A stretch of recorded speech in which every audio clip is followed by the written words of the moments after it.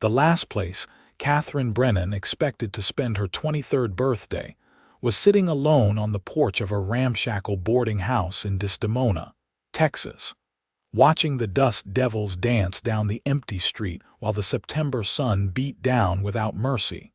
She had left St. Louis 3 months ago with grand plans and a teaching position promised in a respectable school, only to arrive and discover the school had burned down 2 weeks before her arrival, and the town could barely scrape together enough students to warrant rebuilding it. Her savings had dwindled to almost nothing, and the few coins left in her reticule would not be enough to secure passage back east. The boarding house mistress, Mrs. Thornton, had been kind enough to let her stay on credit while Katherine desperately searched for any work that might keep her fed and sheltered. But opportunities for a single woman in a dying oil town were scarce as rain in August. The morning had started poorly when she woke to find a letter from her sister Mary, postmarked weeks ago, full of cheerful news about family gatherings and celebrations Katherine would miss.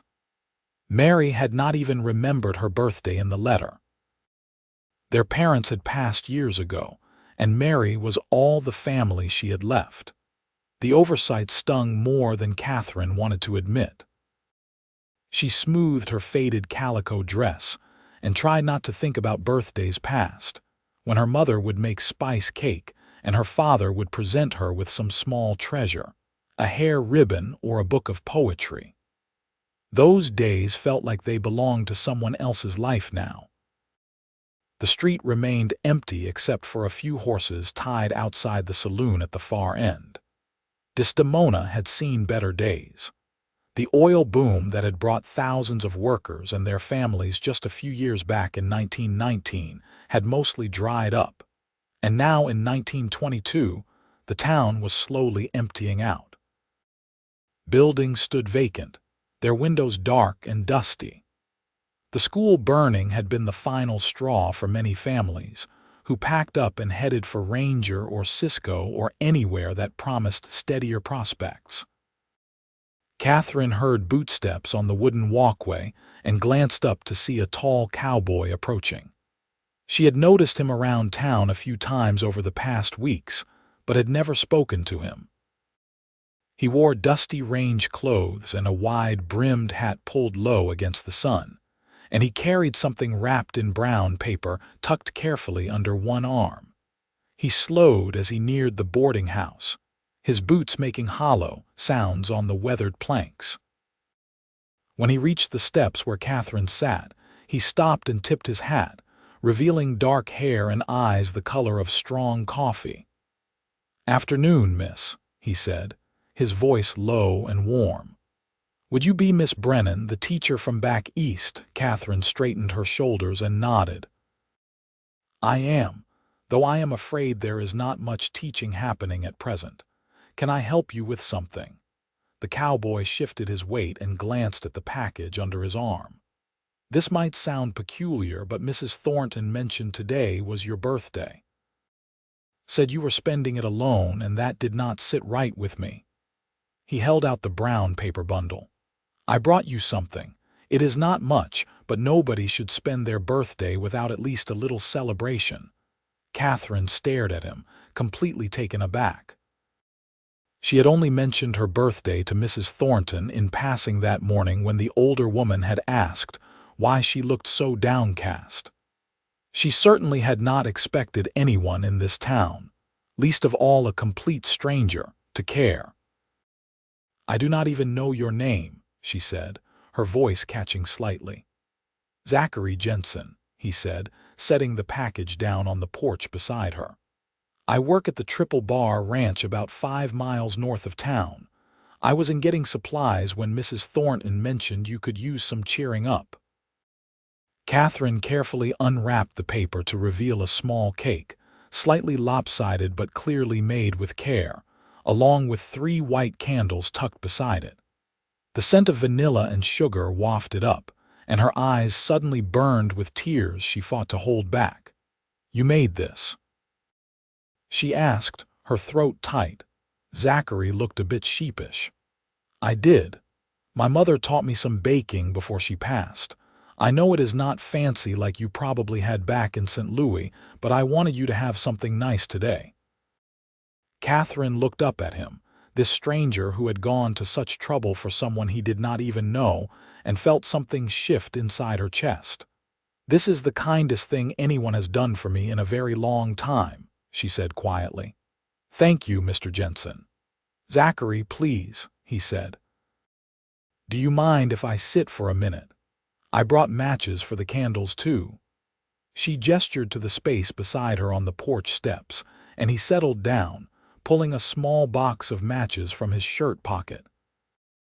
He carefully pressed the 3 candles into the top of the cake, then struck a match and lit each one. The tiny flames flickered in the afternoon breeze. Make a wish, Zachary said, watching her face rather than the candles. Katherine closed her eyes. She wished for a future that held more than loneliness and uncertainty, for a place where she belonged, for someone who might care whether she lived or died in this hard land. She opened her eyes and blew out the candles in one breath. What did you wish for? Zachary asked, then immediately shook his head. Sorry, I know you are not supposed to tell. It is all right, Katherine said, surprising herself with a small smile. I wished for things to get better. They will, Zachary said with such conviction that she almost believed him. Life has a way of turning around when you least expect it. They sat together in companionable silence for a moment, and Katherine found herself studying him from the corner of her eye. He had strong, weathered features that spoke of years spent outdoors, and a quiet steadiness about him that she found oddly comforting. There were small scars on his knuckles, and a longer one along his jawline that disappeared into the shadow beneath his hat brim. Have you always worked on ranches? She asked, curious despite herself. Mostly, Zachary replied, leaning back on his hands. Grew up on a small spread in Oklahoma. My father raised cattle, and I learned the trade from him. When he died 5 years back, I sold the place and started working for other outfits. The Triple Bar is good work with fair pay and a decent boss. Could be worse. You like it? The cowboy life, he considered the question seriously. I do. It is hard work and lonely sometimes, but I like being out under open sky, working with the cattle and horses. There is something honest about it. The land does not lie to you, and the animals do not pretend to be something they are not. He glanced at her. What about you? Do you like teaching? I love it, Katherine said, and the passion in her voice surprised even her. Or I did back in St. Louis. I taught at a small school for girls, and there is nothing quite like watching a child's face light up when they finally understand something they have been struggling with. I wanted to make a difference, to help children learn and grow. She sighed. I suppose that dream is over now. Why would it be over? Because there is no school here, and I have no money to go anywhere else, Katherine said bluntly. I am stuck in Desdemona with no prospects and no future, some birthday. Zachary was quiet for a moment, then said, Do you want to know what I think? What? I think you are exactly the kind of person this town needs. Someone with gumption enough to come all the way from St. Louis to teach children in a rough oil town. Someone who cares about making a difference. He met her eyes. The school may have burned down, but those children still need teaching. Maybe you just need to think about it differently. What do you mean?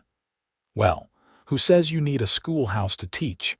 Plenty of ranch families out in the surrounding area would probably pay for lessons if you were willing to travel. And maybe some of the families still in town could gather their children somewhere, a church or meeting hall or even someone's home. Katherine had not considered that possibility. She had been so focused on the loss of the formal school position that she had not thought about other ways to pursue her calling.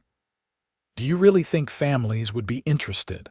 I know they would, Zachary said firmly. The foreman at Triple Bar has 3 children who have not had proper schooling in over a year. He was just complaining about it last week. And there are other ranches around, families who want their children educated but cannot afford to send them away to boarding schools. A tiny spark of hope flickered to life in Catherine's chest. "I suppose I could ask around," she said slowly.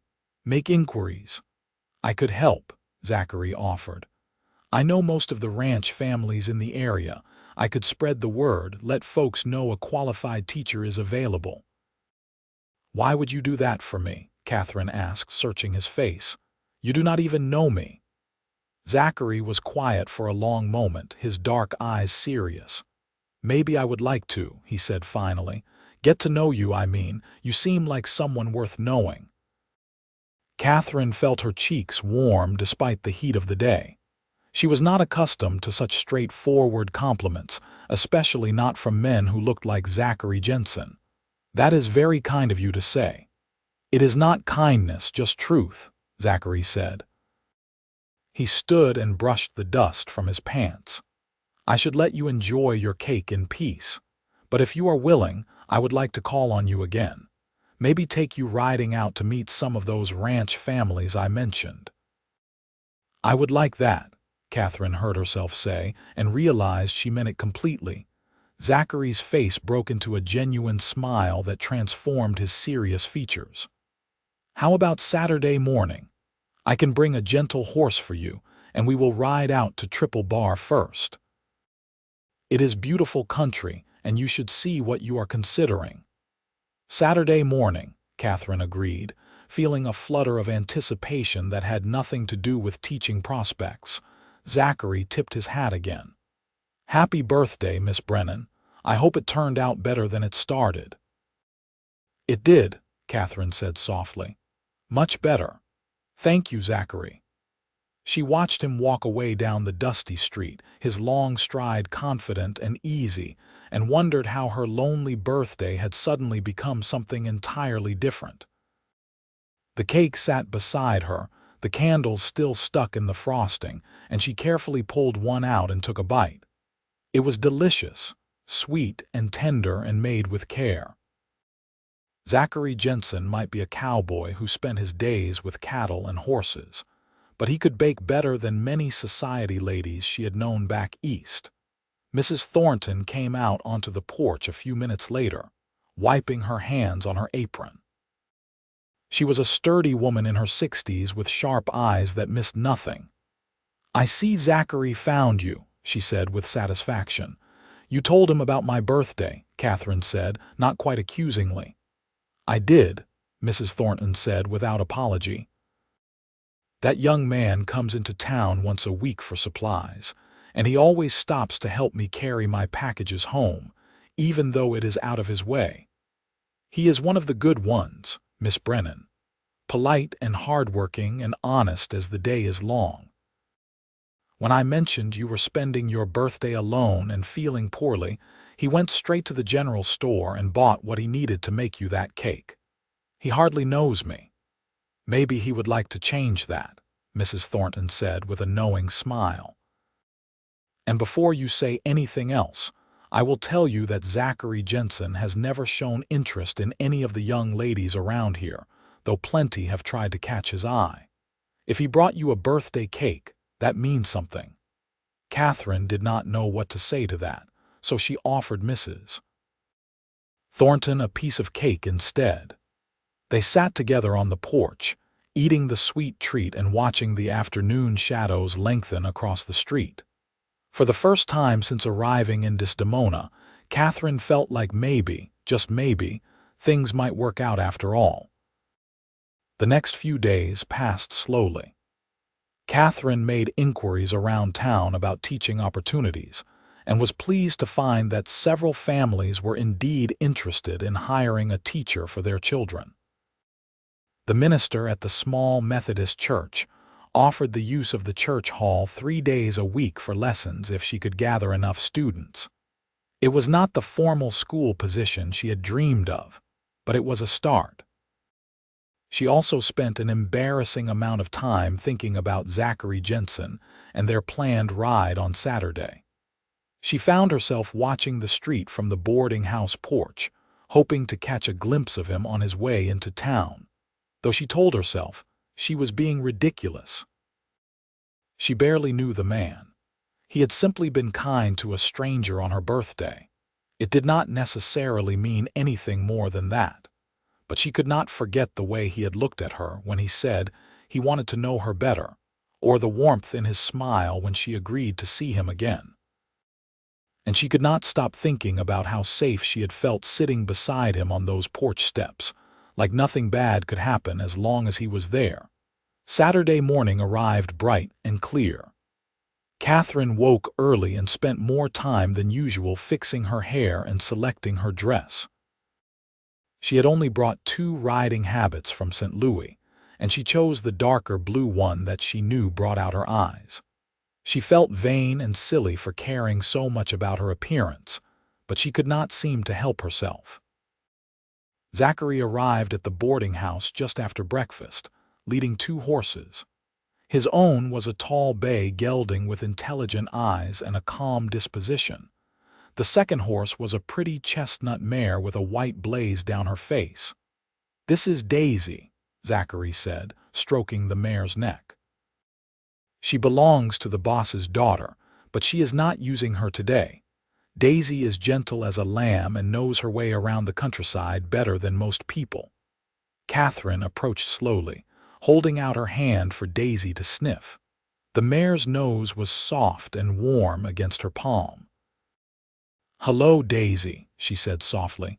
"We are going to be friends, I think." "You have ridden before?" Zachary asked, watching her comfortable approach. "Some back in St. Louis," Katherine said.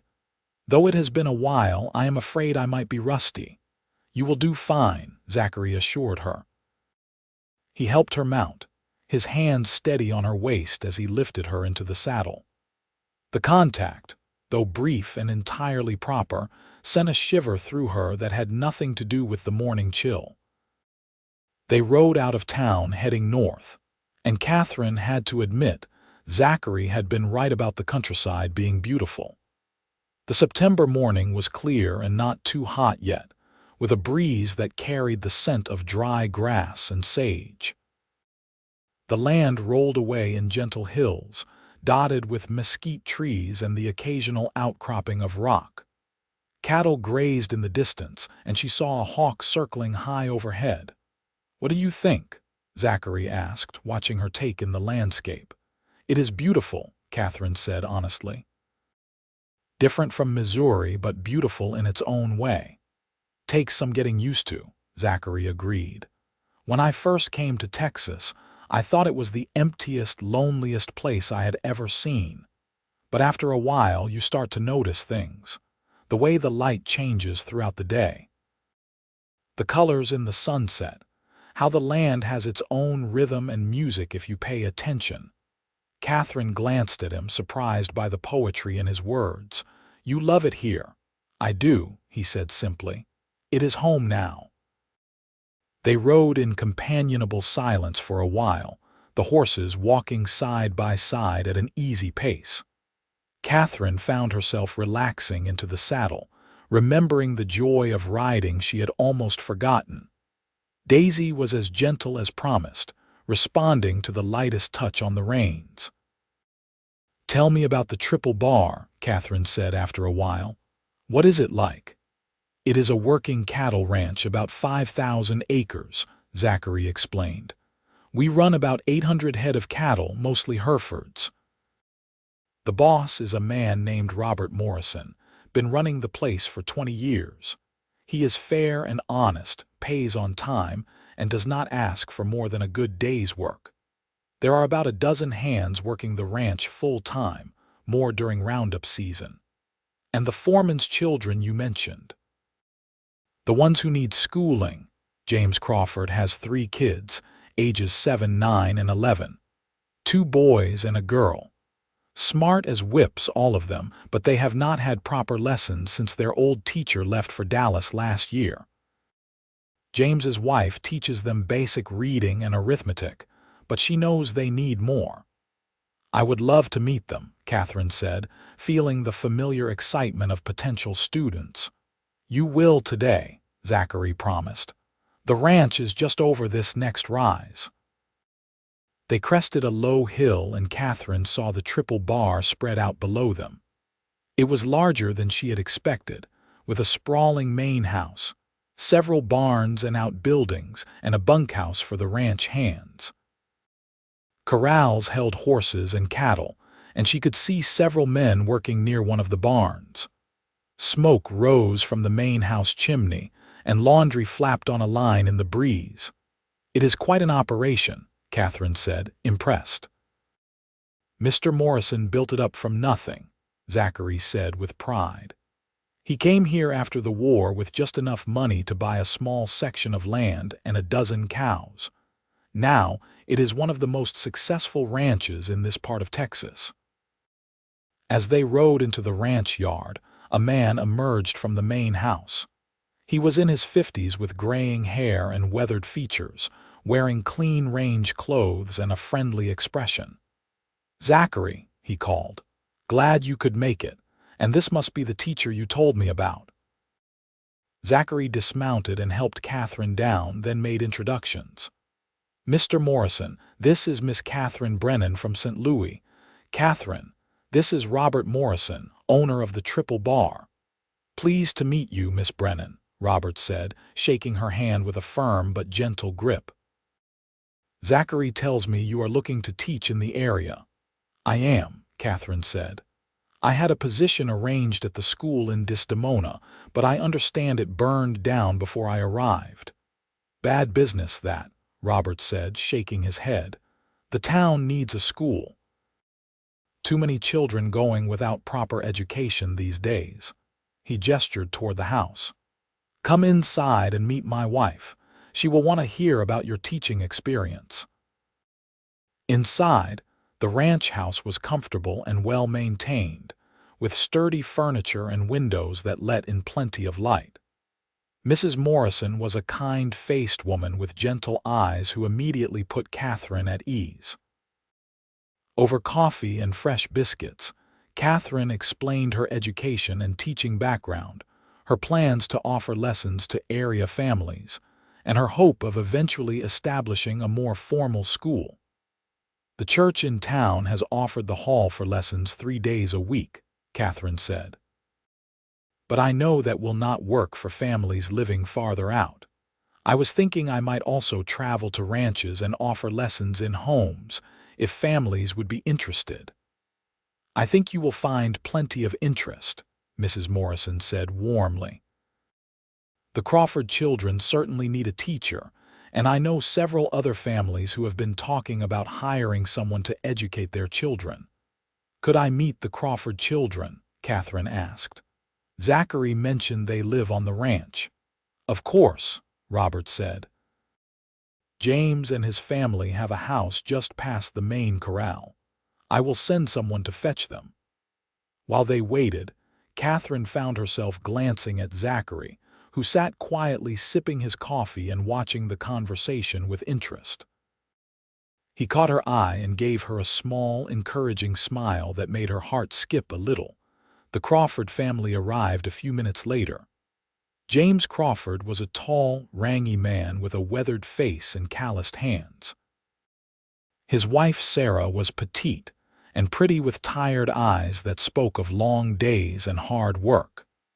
Their children filed in behind them, 2 boys who looked enough alike to be twins, though Zachary had said they were 2 years apart, and a girl with dark braids and curious eyes. Katherine spent the next hour talking with the family, assessing the children's current education level and discussing what lessons might look like. The children were indeed bright and eager to learn, though their formal education had large gaps. The older boy, Thomas, could read fairly well but struggled with mathematics. The younger boy, William, had a natural aptitude for numbers, but his reading was weak. The girl, Emma, was hungry for any kind of learning and peppered Katherine with questions about what she would teach. By the end of the conversation, Katherine and the Crawfords had agreed on a schedule. She would come to the ranch 3 days a week to teach the children, with lessons held in the Crawford home where there was enough space and light. The pay was modest but fair, and Katherine felt a surge of satisfaction at having secured her first real employment since arriving in Texas. "Thank you," Sarah Crawford said quietly as they prepared to leave. "The children need this so much." "I do my best, but I am not educated enough to teach them everything they need to know." "They are wonderful children," Katherine assured her. "It will be a pleasure teaching them." As Katherine and Zachary prepared to ride back to town, Robert Morrison pulled Zachary aside for a brief conversation. Katherine could not hear what was said, but she saw Robert clap Zachary on the shoulder and Zachary nod seriously before rejoining her. The ride back to Desdemona was slower, both of them tired from the long morning but content. The sun was high now, warming the air and making the landscape shimmer in the distance. "That went well," Zachary said after they had ridden in silence for a while. "It did," Katherine agreed. "I cannot thank you enough for arranging that meeting. The Crawfords are lovely people, and those children deserve a good education." "You will give them one," Zachary said with certainty. "I could tell just watching you with them that you are a natural teacher. The way Emma looked at you, like you had offered her the world, that was something special." Katherine felt her throat tighten with emotion. "I forgot how much I missed teaching," she admitted. "These past months feeling useless and lost, I think I forgot who I was. But today, talking with those children, I remembered." "Good," Zachary said softly. "You should never forget who you are." They rode a bit farther, and then Zachary pulled his horse to a stop near a small grove of cottonwood trees that provided blessed shade. "Want to rest a minute?" he asked. "Let the horses have a break," Katherine agreed, and they dismounted. Zachary produced a canteen from his saddle bag and offered it to her first. She drank gratefully, the water cool and clean, then handed it back.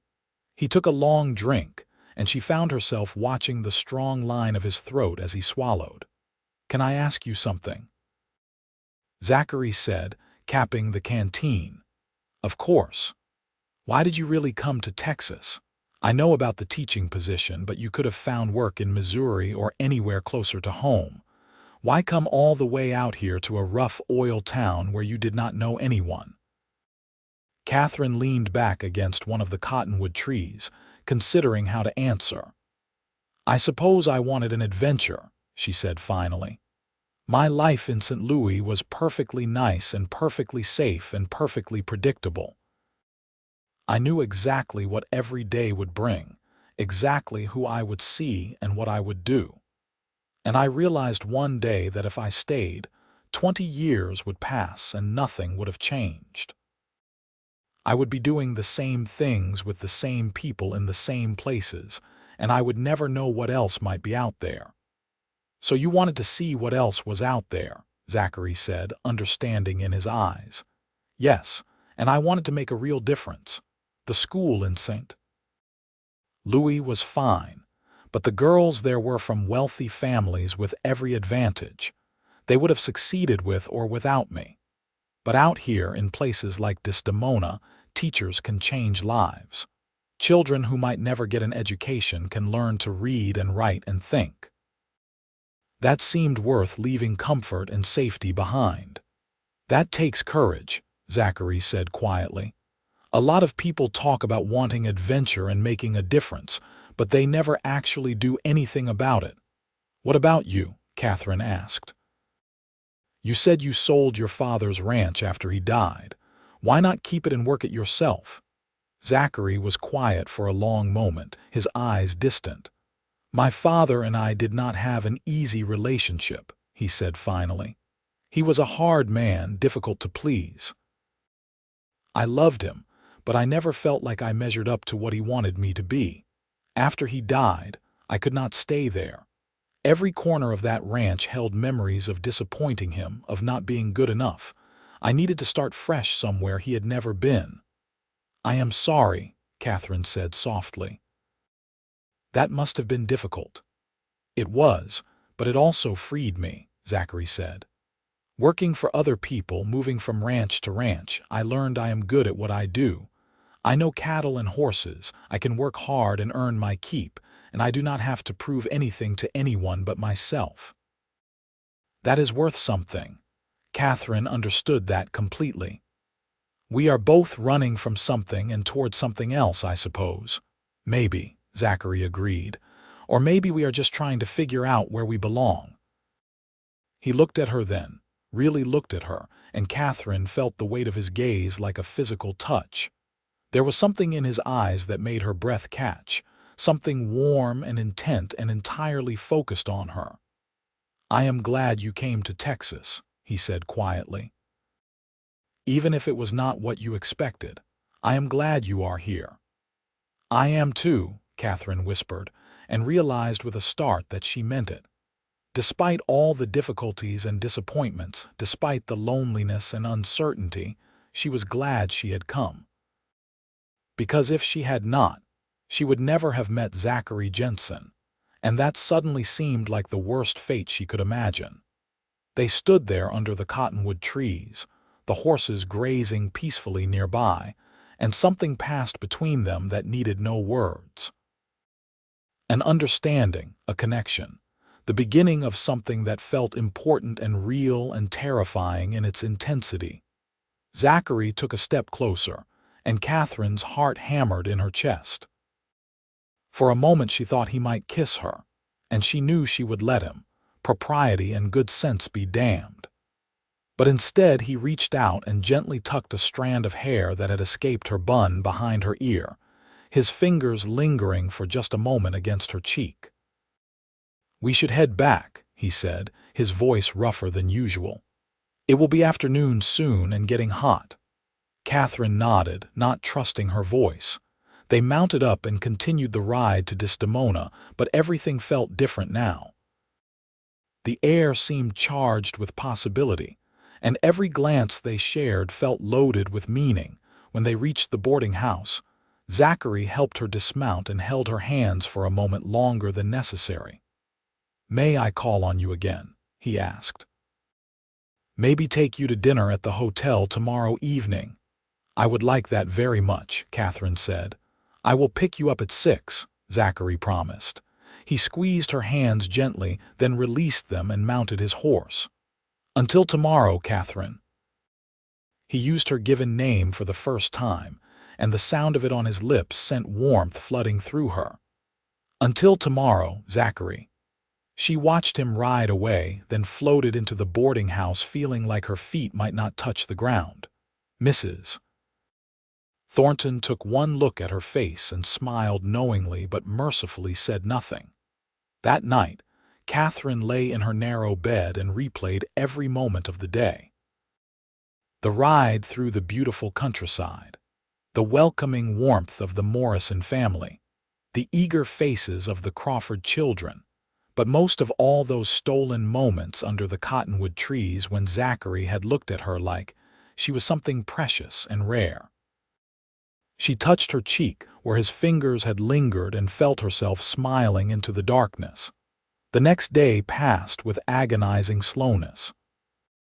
Katherine tried to keep busy making plans for her first lessons with the Crawford children, writing to her sister Mary to share the good news about her employment, and helping Mrs. Thornton with some mending.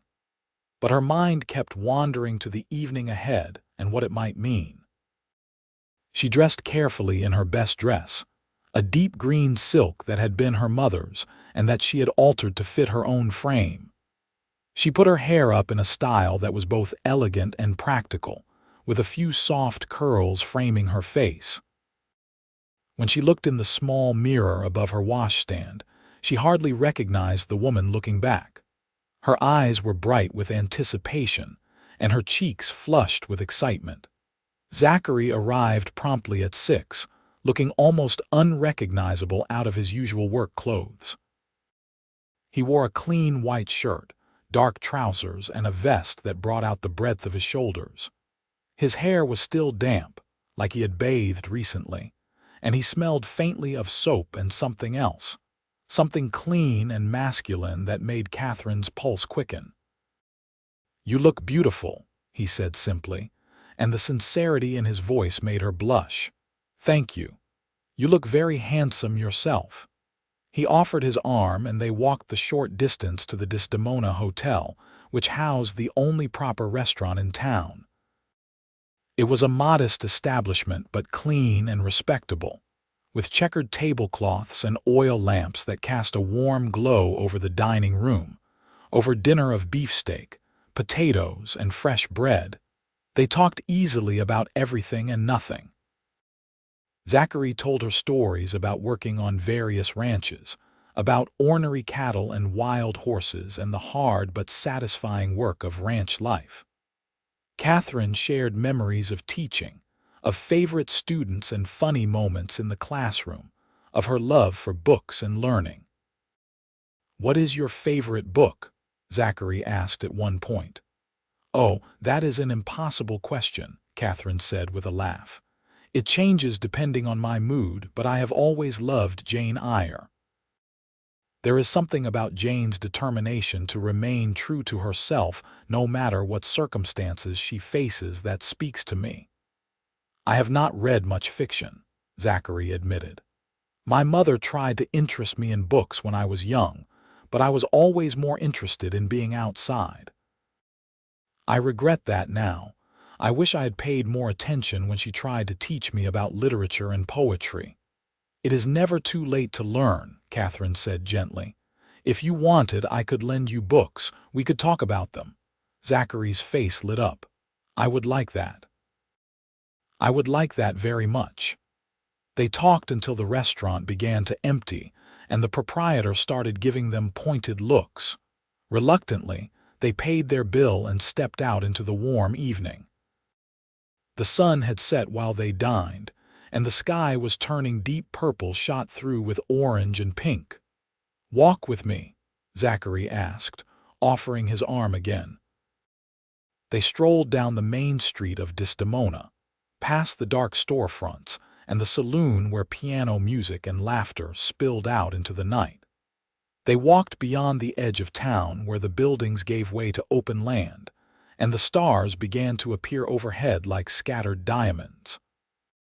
"I have to tell you something," Zachary said when they had walked for several minutes in comfortable silence, "and I hope it does not frighten you off or make you think poorly of me."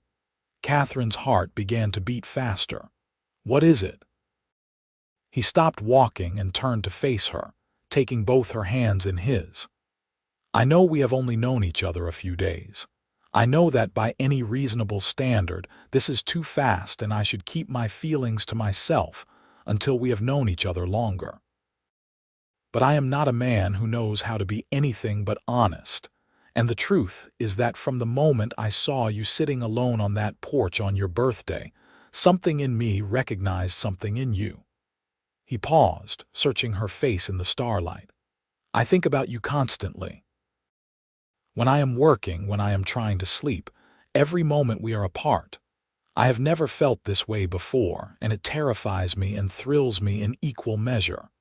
I am falling in love with you, Katherine Brennan, and I needed you to know." Katherine could barely breathe.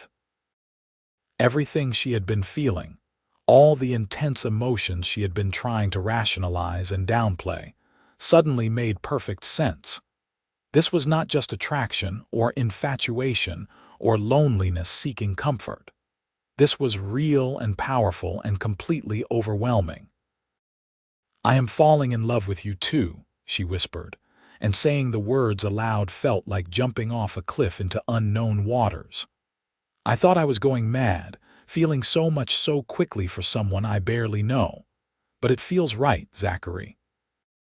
It feels more right than anything in my life has felt in a very long time."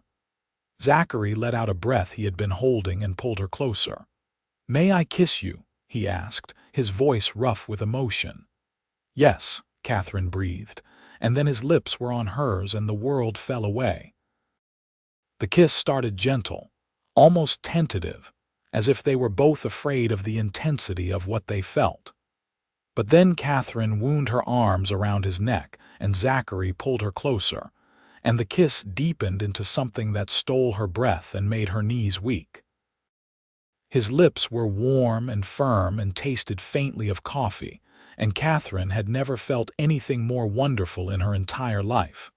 When they finally pulled apart, both breathing hard, Zachary rested his forehead against hers.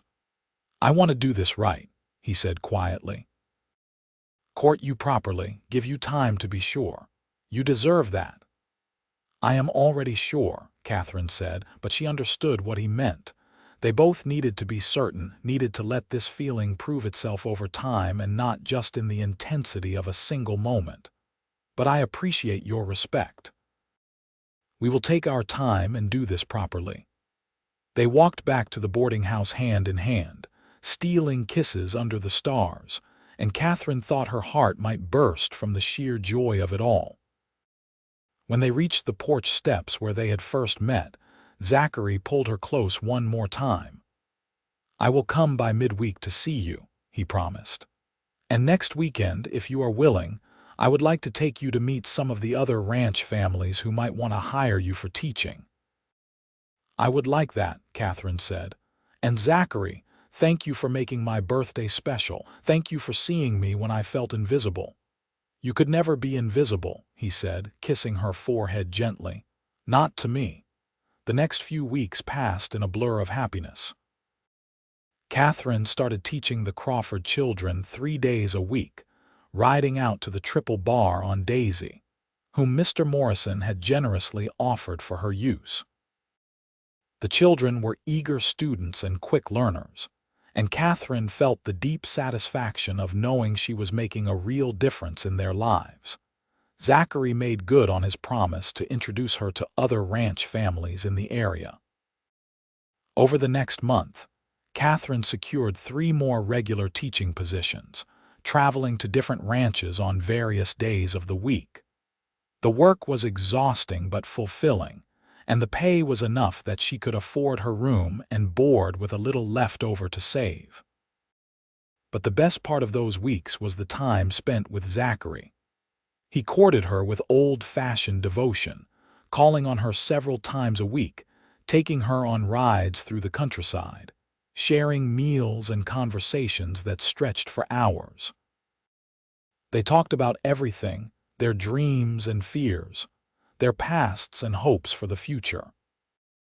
Katherine told him about losing her parents to influenza when she was just 19, about raising herself and her sister on what little they had inherited, about the loneliness of being an educated woman in a world that did not always value female intelligence. Zachary shared more about his difficult relationship with his father, about growing up feeling like he was never quite enough, about the relief and guilt he felt after his father's death. He told her about his mother, who had died when he was 15, and how much he missed her gentle kindness. "She would have loved you," he said one afternoon as they sat by a creek, watching the water flow over smooth stones. "She always wanted me to find a woman who challenged me, who made me think and grow. She said the worst thing a man could do was marry someone who made life too easy." "Your mother sounds wise," Katherine said, leaning against his shoulder. "She was," Zachary agreed, wrapping his arm around her. "She taught me that real love is not about finding someone who completes you, but finding someone who inspires you to become more than you thought you could be." Katherine tilted her face up to look at him. "You inspire me," she said softly. "You make me feel brave and capable and like I can handle whatever life throws at me." "That is all you," Zachary said, kissing her gently. "I am just lucky enough to witness it." As October turned to November, the air grew cooler and the landscape took on the muted colors of approaching winter. Katherine's teaching business continued to grow. She now had 7 regular students from 4 different ranch families, plus a small group of children in town who met with her in the church hall twice a week. The minister's wife had spread word about Katherine's teaching abilities, and more families were inquiring about lessons. Katherine also received a long letter from her sister Mary, full of apologies for forgetting her birthday and excitement about Katherine's new teaching work. Mary shared that she was courting a shopkeeper in St. Louis and hoped to be engaged by Christmas. She begged Katherine to come home for the wedding, whenever it might be, and Katherine found herself torn. She loved her sister and wanted to be there for her important moments, but the thought of leaving Texas, even temporarily, filled her with anxiety. What if she left and Zachary realized he did not miss her? What if distance revealed that what they felt was not as real as it seemed? She shared her worries with Zachary one evening as they sat together on the boarding house porch, wrapped in a quilt against the November chill. "I think you should go," Zachary said, surprising her. "Mary is your only family. You should be there for her wedding." "But what about us?" Katherine asked, hating how small her voice sounded. Zachary took her hand and laced their fingers together. "Katherine, do you honestly think a few weeks apart would change how I feel about you? I love you more every day. Distance is not going to change that." "You love me," Katherine breathed. He had said he was falling in love with her that night weeks ago, but this was the first time he had declared it so plainly. "With everything I am," Zachary said simply. "I love you, Katherine Brennan. I love your intelligence and your passion for teaching. I love how you light up when a student finally grasps something difficult. I love your courage in leaving everything familiar to chase a dream. I love how you snore softly when you doze off during Sunday sermons, and how you always smell like rosewater and book pages." Katherine laughed through sudden tears. "I do not snore." "You do," Zachary said, grinning, "but it is adorable." "I love you too," Katherine said, the words spilling out in a rush. "I love how gentle you are with horses and children. I love your honesty and your quiet strength.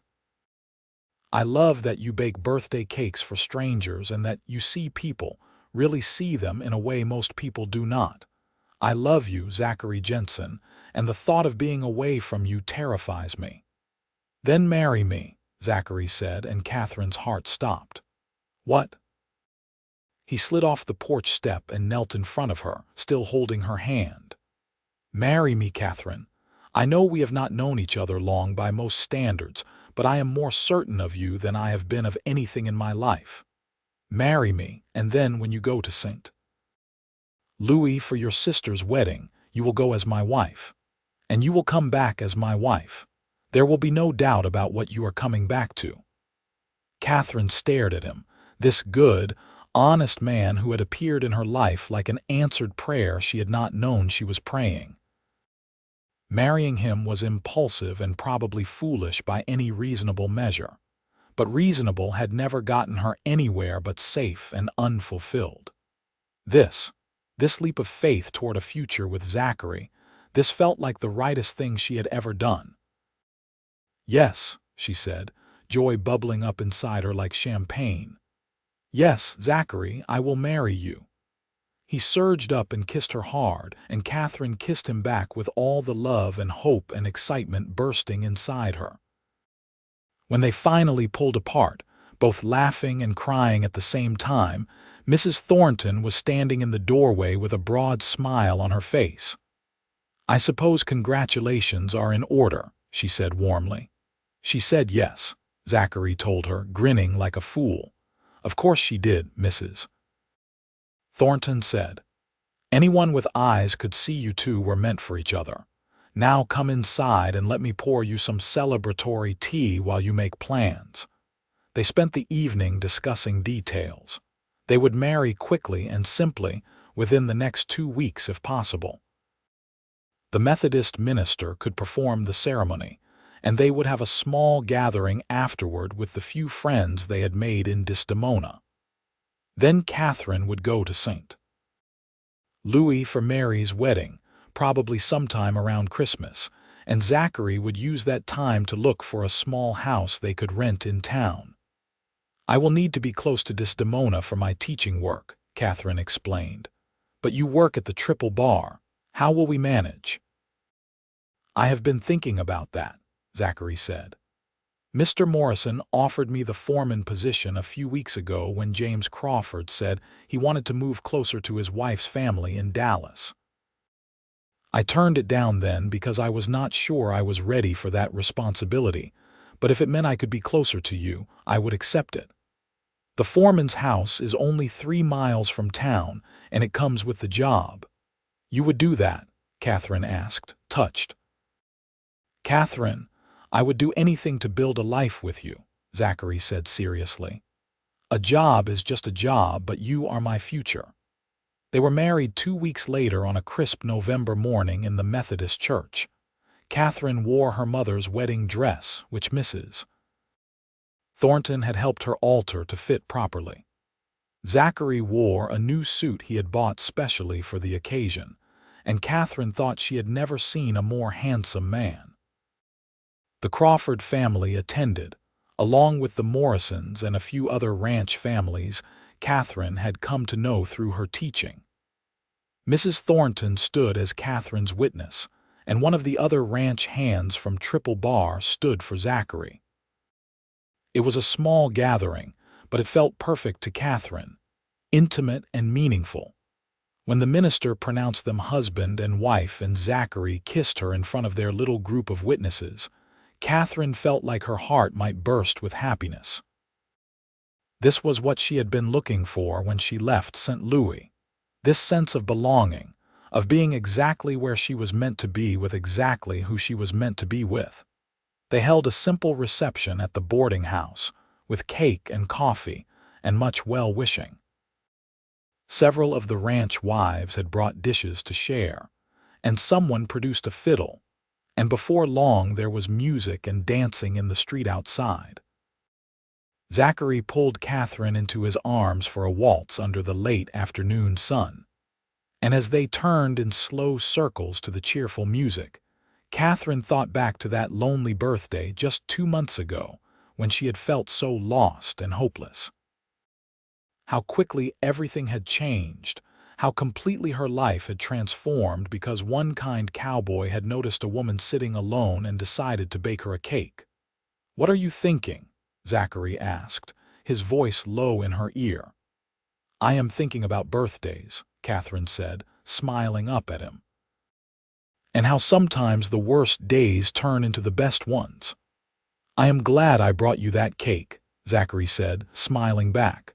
"I am glad you even noticed me sitting there," Katherine replied. "I could not have missed you if I tried," Zachary said, pulling her closer.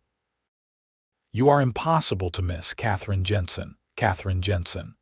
Her new name. It would take some getting used to, but she loved the sound of it, loved what it represented. She was no longer Katherine Brennan, alone and adrift in an unfamiliar place.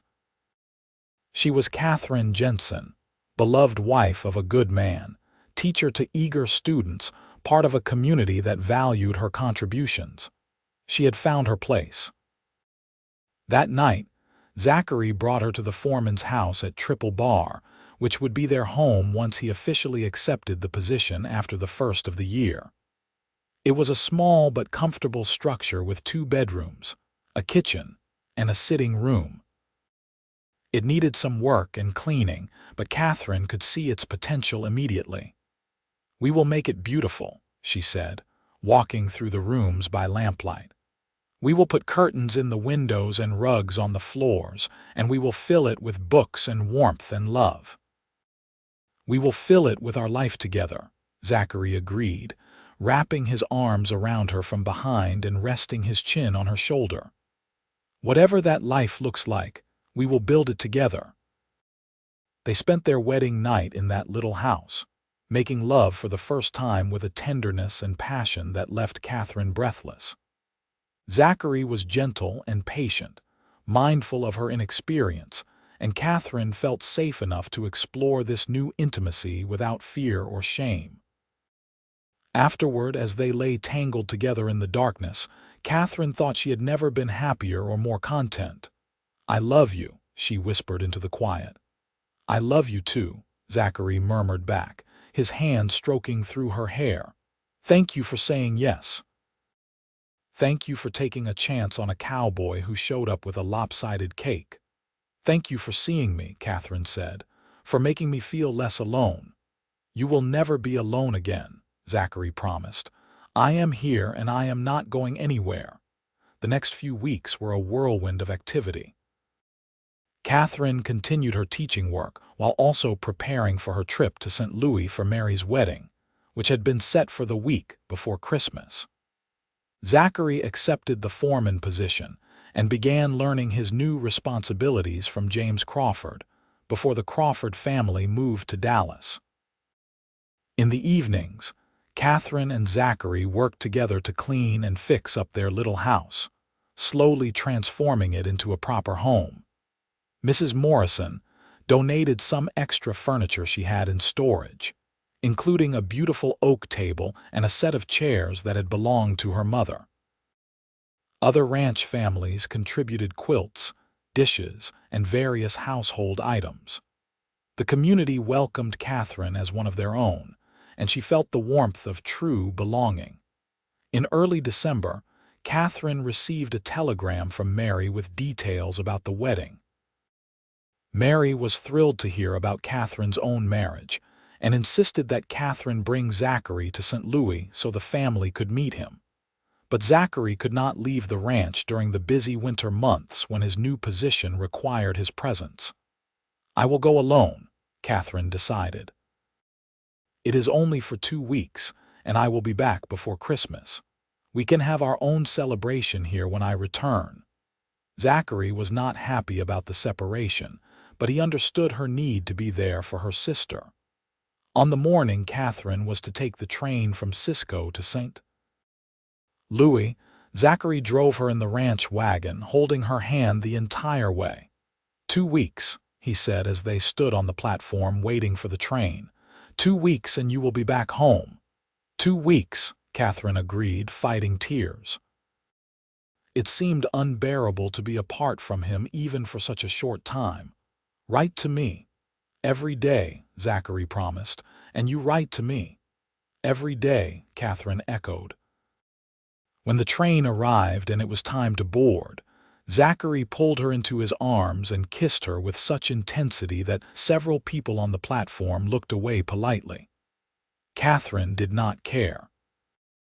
She kissed him back with everything she had, trying to memorize the feel of his arms around her, the smell of him, the way his heart beat strong and steady beneath her palm. I love you, she said against his lips. I love you too, he replied. Come home to me. Always, Katherine promised.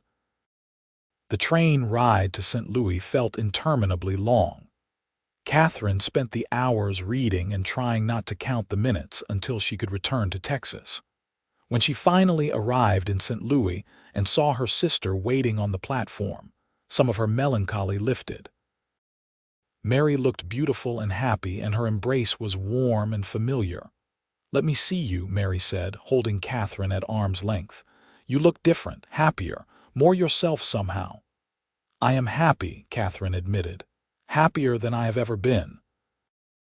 Over the next week, Katherine helped Mary prepare for the wedding and met her sister's intended, a kind man named Robert who clearly adored Mary. But Katherine also found herself counting the days until she could return to Texas. St. Louis felt strange and foreign now, like a place that had once been home but no longer fit. She missed Zachary with a physical ache, and even the joy of her sister's wedding could not completely fill the emptiness his absence created. True to his word, Zachary wrote every day. His letters were not flowery or poetic, but they were heartfelt and honest, full of details about his work and the house and how much he missed her. Katherine treasured each one, reading them over and over until she had them memorized. Mary's wedding was beautiful, a formal affair in a large church with dozens of guests. Katherine was happy for her sister, truly, but she found herself grateful that her own wedding had been so different, small and intimate and focused on what really mattered. 2 people committing to build a life together. The night before Katherine was to return to Texas, Mary came to her room at the boarding house where Katherine was staying. "I am so glad you found happiness," Mary said, sitting on the bed beside her sister. "When you left for Texas, I worried you would be lonely and miserable. But your letters have been full of joy. This Zachary must be quite a man." "He is," Katherine said simply. "He is everything I never knew I needed. Patient and kind and steady. He sees me, Mary, really sees me in a way no one else ever has." "Then I am glad you went to Texas," Mary said, taking Katherine's hand. "Even if it means you are far away, you deserve to be loved like that." "So do you," Katherine said, squeezing her sister's hand. "Robert is a good man. I can see how much he cares for you." "We are both lucky," Mary agreed. Then her expression grew more serious. "Katherine, if you ever need anything, if life in Texas becomes too hard or you change your mind about staying, you always have a home here. You know that, right?" "I know," Katherine said, touched by her sister's concern. "But Texas is my home now." "Zachary is my home. I will visit, but I will not be coming back to stay." Mary nodded, accepting this. "Then I am happy for you, truly happy." The next morning, Katherine boarded the train back to Texas with a heart full of joy and anticipation. The miles could not pass quickly enough. She arrived in Cisco after dark, tired from the long journey, and there on the platform waiting for her was Zachary, his face breaking into a huge smile when he saw her. Katherine ran to him, propriety forgotten, and threw herself into his arms. Zachary caught her and lifted her off her feet, burying his face in her hair. "You are home," he said, his voice rough with emotion. "I am home," Katherine agreed, and she had never meant anything more completely. They drove back to the ranch under a sky full of stars, Zachary's arm around her shoulder, and Katherine felt the rightness of it settle into her bones. This was where she belonged. This man, this place, this life they were building together. When they arrived at their little house, Katherine discovered that Zachary had spent the past 2 weeks finishing all the repairs and improvements they had planned. The walls had been painted, new curtains hung in the windows, and a fire crackled welcomingly in the fireplace. The Christmas tree he had cut and set up in the corner was decorated with strings of popcorn and cranberries, along with a few tin ornaments. "Welcome home, Mrs. Jensen," Zachary said, carrying her over the threshold. Katherine looked around their home, warm and welcoming and filled with evidence of Zachary's love and effort, and felt tears prick her eyes. "It is perfect," she whispered. "Everything is perfect." That night, as they lay together in their bed, Katherine told Zachary all about her trip, about Mary's wedding and her sister's happiness, about how strange St. Louis had felt and how desperately she had missed him. "I was afraid you might want to stay," Zachary admitted quietly. "That you would get back there and remember what you had given up and regret choosing me." Katherine propped herself up on one elbow to look down at him. "Zachary Jensen, I did not give up anything. I gained everything. A home, meaningful work, a community that values me, and most importantly, you. I love you and I chose you, and I will keep choosing you every single day for the rest of my life." "I love you too," Zachary said, pulling her down for a kiss. "Merry Christmas, Katherine. Merry Christmas," she replied, and meant it with her whole heart. The months that followed were some of the happiest of Katherine's life. She continued her teaching work, which grew as word of her abilities spread throughout the region. By spring of 1923, she had 12 regular students and was considering the possibility of establishing a small school on ranch property, with support from several of the local families. Zachary thrived in his role as foreman, respected by the ranch hands he supervised and valued by Mr. Morrison for his skill and dedication. He and Katherine fell into a comfortable rhythm of work and home life, their bond deepening with each passing day.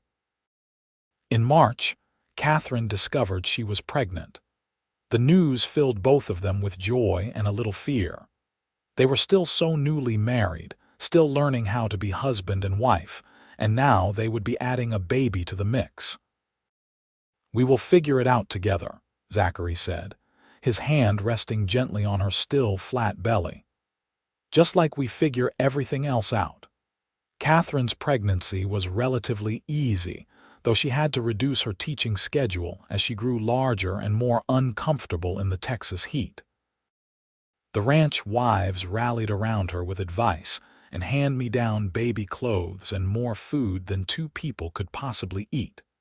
She felt loved and supported in a way she had never experienced before. Their son was born in late October, a healthy boy with Zachary's dark hair and Katherine's blue eyes. They named him Thomas James Jensen, after Zachary's father and Katherine's father. Holding her son for the first time, Katherine felt her heart expand in ways she had not known were possible. This tiny person, created from her love with Zachary, felt like a miracle. Zachary was besotted with his son from the first moment, holding the baby with such tenderness and awe that Katherine fell in love with him all over again. He was a devoted father, helping with nighttime feedings and diaper changes, singing to Thomas in his deep, rumbling voice, carrying the baby everywhere around the ranch. "He is going to be a cowboy like his father," Zachary said one evening, rocking Thomas gently while Katherine prepared dinner. "He can be whatever he wants to be," Katherine countered. "A cowboy, a teacher, a doctor, anything at all. We will support whatever path he chooses." "Fair enough," Zachary agreed. "As long as he is happy and kind and treats people with respect, that is all that matters." Katherine smiled, stirring the pot of stew. Spoken like a good father. When Thomas was 3 months old, Katherine slowly began taking on a few students again, though she limited her teaching to mornings so she could be home with her son in the afternoons. Several of the ranch mothers had offered to watch Thomas during her teaching hours, and Katherine was grateful for the support. Life settled into a comfortable pattern. Work and family, love and laughter, the steady rhythm of days filled with purpose and connection. Katherine sometimes thought back to that lonely birthday when she had sat on the boarding house porch feeling lost and forgotten, and marveled at how completely her life had changed. "You ever regret it?" she asked Zachary one evening as they sat on their own porch, watching the sunset while Thomas slept in his cradle nearby. "Marrying me so quickly, taking on a wife and baby when you could have had an easier life." Zachary looked at her like she had grown a second head. "Not for one single second," he said firmly. "Katherine, you and Thomas are the best things that have ever happened to me. Before you, I was just existing, moving from place to place without any real purpose. You gave me a reason to put down roots, to build something lasting. How could I ever regret that?" "I just want to make sure you are happy," Katherine said softly. "I am happier than I ever imagined being," Zachary assured her. "Are you happy?" "Deliriously so," Katherine said, and it was the absolute truth. The years passed in a blur of joy and work and growing family. When Thomas was 2, Katherine discovered she was pregnant again. Their second child, a daughter they named Sarah Elizabeth, after Zachary's mother and Katherine's mother, was born in the summer of 1925. She had Katherine's blonde hair and Zachary's dark eyes, and she was a strong-willed, determined child from the start. By 1926, Katherine had established a formal school on Triple Bar property, with support and funding from several ranch families in the area. She taught 15 students ranging in age from 6 to 14, and she had never been more fulfilled professionally. The little schoolhouse they built was simple but functional, with large windows that let in plenty of light and a wood stove for winter warmth. Zachary continued to excel as foreman, and in 1927 Mr. Morrison offered to sell him a portion of the ranch land at a reduced price, recognizing Zachary's years of dedicated service. Zachary and Katherine discussed it at length and decided to accept the offer. They purchased 200 acres adjacent to their current home, enough land to run a small herd of their own cattle in addition to Zachary's work for the ranch. "We are building a legacy," Zachary said as they stood on their newly purchased land, watching Thomas and Sarah play in the grass. "Something we can pass down to our children and their children." "A legacy of love and hard work," Katherine agreed, leaning into his side. "That is all I ever wanted." In 1928, their third child was born, another boy they named William Robert after Katherine's father and Mr. Morrison. He was a quiet, thoughtful child who seemed to absorb everything around him like a small sponge. As the children grew, Katherine watched with pride as they developed their own personalities and interests. Thomas was indeed drawn to ranch work, following his father everywhere and learning everything he could about cattle and horses. Sarah showed academic promise, devouring books and asking endless questions about everything. William had a gift with animals, able to calm even the most skittish horse with his gentle presence. Katherine continued teaching, though she scaled back her hours as her family grew. She loved seeing her own children in her classroom, alongside the other ranch children, watching them learn and grow and become themselves. In the evenings, after the children were in bed, Katherine and Zachary would sit together on their porch, much as they had done on that first evening when Zachary had proposed. They would talk about their days, their dreams for the future, the funny things the children had said or done. Sometimes they just sat in comfortable silence, hands clasped, content in each other's presence. "You remember your 23rd birthday?" Zachary asked one evening in the fall of 1930 as they watched the sun set over their land. "How could I forget?" Katherine said with a smile. "It was the day my life changed completely." "Mine too," Zachary said, raising her hand to his lips and kissing it gently. "Best decision I ever made baking you that cake." "Best birthday present I ever received," Katherine agreed. They sat together as darkness fell and the stars began to appear, their children safe and happy in the house behind them, their future stretching out full of promise and possibility. Katherine thought about the journey that had brought her here, from that lonely boarding house porch to this life she had built with Zachary. It had not always been easy. There had been hard times, lean years, moments of doubt and struggle. But through it all, they had faced everything together, their love growing stronger and deeper with each passing year. Thomas came running out of the house, breathless and excited. He was 9 now, tall for his age and already showing signs of the strong man he would become. "Pa, one of the cows is having trouble calving," he said urgently. "Mr. Crawford sent me to fetch you." Zachary stood immediately. "Stay with your mother," he told Thomas. "I will handle it." "Can I come?" Thomas pleaded. "I want to learn." Zachary glanced at Katherine, who nodded. Their son was old enough to start learning these harder lessons about ranch life. "All right," Zachary said, "but you do exactly as I say." Thomas nodded eagerly, and father and son headed off toward the barn together. Katherine watched them go, her heart full. This was the life she had wished for on that lonely birthday 8 years ago, though she had not known to wish for anything this specific or this wonderful. She had simply wished for things to get better, and they had, beyond her wildest dreams.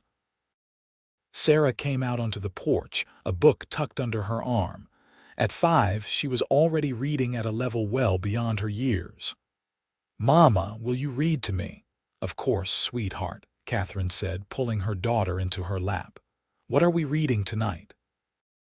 "The one about the princess who saves herself," Sarah said decisively, and Katherine smiled. Of course, her strong-willed daughter would choose that story.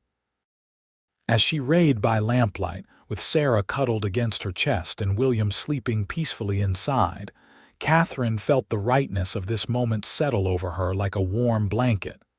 This was home. This was love. This was the life she had been brave enough to chase when she left St. Louis all those years ago, even though she had not known what she was chasing at the time. Later, after the children were all in bed, and Zachary had returned from helping with the difficult calving, Katherine and Zachary prepared for bed themselves. As they lay in the darkness, Zachary's arm around her and her head on his chest, Katherine whispered, "Thank you." "For what?" Zachary asked sleepily. "For seeing me," Katherine said simply. "For bringing me cake on my birthday when I was alone, for loving me, for giving me this beautiful life." Zachary pulled her closer and kissed the top of her head. "Thank you for saying yes," he replied. "To the cake, to courting, to marriage, to all of it. Thank you for building this life with me." "I would choose you again," Katherine said. "Every single time, in every possible world, I would choose you." "And I would choose you," Zachary promised, "always and forever." They fell asleep like that, wrapped in each other's arms, and Katherine's last thought before sleep claimed her was that she was exactly where she was meant to be, exactly who she was meant to be, with exactly who she was meant to be with. It had started with a simple act of kindness on a lonely birthday, a cowboy bringing cake and candles to a woman who felt invisible. But it had grown into something neither of them could have predicted, a love story for the ages, a partnership that would last their lifetime and beyond. The years continued to unfold in their gentle rhythm. The children grew and thrived. Thomas indeed became a skilled rancher, working alongside his father and eventually taking over much of the day-to-day management of their small herd. Sarah pursued her education voraciously, and Katherine began teaching her advanced subjects far beyond what the other ranch children studied. William's gift with animals led him to work extensively with the horses, breeding and training them with remarkable success. In 1935, when Katherine was 36 and Zachary 38, they welcomed their fourth and final child, a daughter they named Grace Mary after no one in particular, just because they loved the name. She was a happy, easy baby who seemed to bring joy wherever she went, and the older children doted on her. Katherine had reduced her formal teaching to just a few hours a week by then, focusing more on her own children's education and helping other mothers in the area with their children's schooling. She had trained 2 younger women to take over most of the teaching duties at the little school, ensuring that the education of ranch children would continue even as her own priorities shifted toward her family. Zachary and Katherine's small ranch prospered. Through hard work, careful management, and the support of the community they had built around them, they grew their herd and purchased additional land. They were never wealthy by any means, but they were comfortable and secure, able to provide well for their children and even help others in times of need. The love between Katherine and Zachary never dimmed. If anything, it grew richer and more complex with time, deepened by shared joys and weathered sorrows, by the life they had built together brick by brick, day by day. They still stole kisses in the barn and held hands under the dinner table. They still talked for hours on the porch in the evenings. They still looked at each other across crowded rooms and smiled, sharing private jokes and memories that needed no words. Their children saw this love and absorbed it, learning what a good marriage looked like, understanding that love was not just a feeling but a choice made again and again, day after day, year after year. It was work and compromise and sacrifice, but also joy and partnership and deep, abiding friendship. In 1938, Thomas married a sweet girl named Emma from a neighboring ranch. And Katherine and Zachary became grandparents for the first time when Emma gave birth to twin boys in 1939. Watching Zachary hold his grandsons, seeing the gentle wonder on his face, Katherine fell in love with him all over again. "We did good," Zachary said softly, rocking one of the twins while Thomas held the other. "We did very good," Katherine agreed, her heart full to bursting. The years of World War II brought challenges and worries. Thomas enlisted in 1942, despite being a father with a young family, feeling it was his duty to serve. The months he was away were agonizing for all of them, but particularly for Emma, and for Zachary and Katherine, who remembered all too well the losses of the previous war. They prayed every night for his safe return, and when he came home in 1945, whole if changed by what he had seen, their gratitude knew no bounds. Sarah pursued higher education, attending college in Austin and becoming a teacher herself, following in her mother's footsteps, but in a broader arena. She eventually returned to the area and opened a larger school in Desdemona, which by the late 1940s had experienced something of a resurgence. William took over the ranch operations as Zachary grew older, managing both the cattle and the now thriving horse breeding program with skill and dedication. Grace, the baby of the family, married young and moved to Dallas, though she visited often and always considered the ranch her true home. As Katherine and Zachary moved into their later years, they spent more and more time simply enjoying the life they had built. They would sit on their porch, now accompanied by grandchildren playing in the yard, and marvel at how full their lives had become. The lonely woman on the boarding house porch and the cowboy with a homemade cake had created something remarkable, a family and a legacy that would continue long after they were gone. "You have any regrets?" Katherine asked Zachary one evening in 1955. They were both in their late 50s now, their hair graying and their faces lined by years of sun and laughter, but their love as strong as ever. Zachary considered the question seriously, as he always did. "I regret that I did not meet you sooner," he said finally. "That we did not have even more years together. But beyond that, no, not a single regret. This life we built, it has been everything I could have wanted and more." "For me too," Katherine said, squeezing his hand. "You saved me, you know. On that birthday, when you brought me cake and saw me when I felt invisible, you saved me." "We saved each other," Zachary corrected gently. "You gave me a reason to stop drifting and start living. You gave me a home and a purpose and a love I had never imagined was possible." "We saved each other, Katherine." She knew he was right. Their love had been a mutual rescue, two people finding in each other exactly what they needed to become their best selves. She leaned her head on his shoulder and watched the sun set over their land, their children's children playing in the yard, the life they had created continuing on into a future bright with promise. "Thank you for the cake," Katherine whispered.